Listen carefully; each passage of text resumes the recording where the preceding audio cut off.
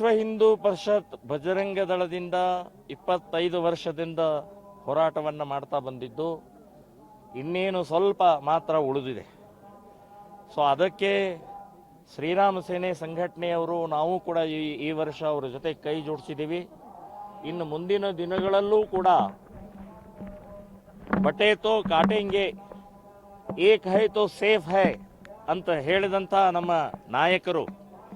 So ಅದರ ತಕ್ಕ ಹಾಗೆ ಎಲ್ಲ ಹಿಂದೂ ಸಂಘಟನೆಗಳು ಒಕ್ಕೋಟಾಗಿ ಒಂದಾಗಿ ಒಟ್ಟಾಗಿ ಒಂದು ಶಕ್ತಿಯುತವಾಗಿ ಹಿಂದೂ ವಿರೋಧಿಗಳ ವಿರುದ್ಧ ಹೋರಾಟ ಮಾಡುವಂಥ ಅನಿವಾರ್ಯ ಅವಶ್ಯಕತೆ ಇದ್ದಿದ್ದರಿಂದ ನಾವು ಈ ವರ್ಷ ಎಲ್ಲರೂ ಕೈ ಜೋಡಿಸುವಂಥದ್ದು ಒಂದು ಸಂದೇಶವನ್ನು ಸಮಾಜಕ್ಕೆ ಕೊಡ್ತಾ ಇದ್ದೀವಿ. ಇಡೀ ದೇಶದಲ್ಲಿ ಕರ್ನಾಟಕದಲ್ಲಿ ನಡೆಯುವಂಥ ಏನು ಒಂದು ಹಿಂದೂಗಳ ಮೇಲೆ ದಾಳಿ ನಡೀತಾ ಇದೆ, ಹಿಂದುತ್ವ ಅಪಾಯದಲ್ಲಿದ್ದಾನೆ. ಸೊ ಬಹಳ ದೊಡ್ಡ ಪ್ರಮಾಣದಲ್ಲಿ ಆಕ್ರಮಣ ನಡೆಯುವಂಥ ಪ್ರಕ್ರಿಯೆ ನಡೀತಾ ಇದೆ, ಅಪಮಾನ ಮಾಡ್ತಾ ಇದ್ದಾರೆ, ಅಪಪ್ರಚಾರ ಮಾಡ್ತಾ ಇದ್ದಾರೆ.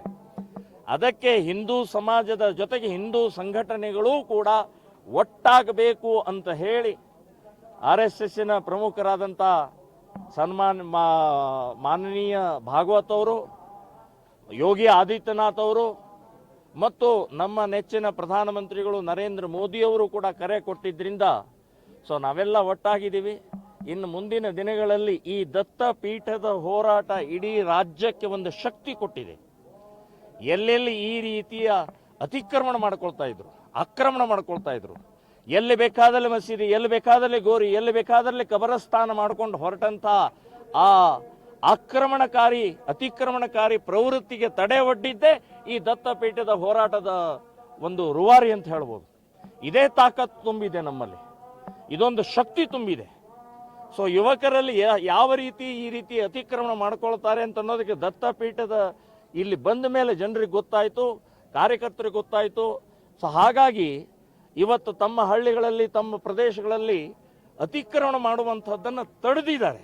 ಸಾವಿರಾರು ಎಕರೆ ಜಮೀನನ್ನು ಹೋರಾಟ ಮಾಡಿ ನಿಲ್ಲಿಸಿದ್ದು